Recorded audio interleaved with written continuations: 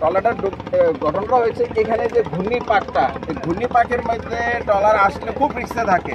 তো ঘূর্ণির মধ্যে পড়ে আসছে, এটা ট্রলারটা মুহূর্তের মধ্যে এটা উল্টে গেছে। বললাম যে এখানে একটা বোট বসে এসে সিমেন্টের মাল নিয়ে 4,400 বস্তা মাল নিয়ে এই বস স্টেশনের মোড় হেডের ঘূর্ণিতে পরে মুহূর্তের ভিতরে ঘুরে গেছে। এই জায়গাটা খুবই রিস্কি জায়গা।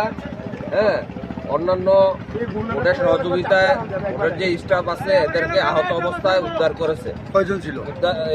4 জন ছিল, 4 জন না জানি 5 জন ছিল। এদেরকে উদ্ধার করে উপরে আনা হয়েছে।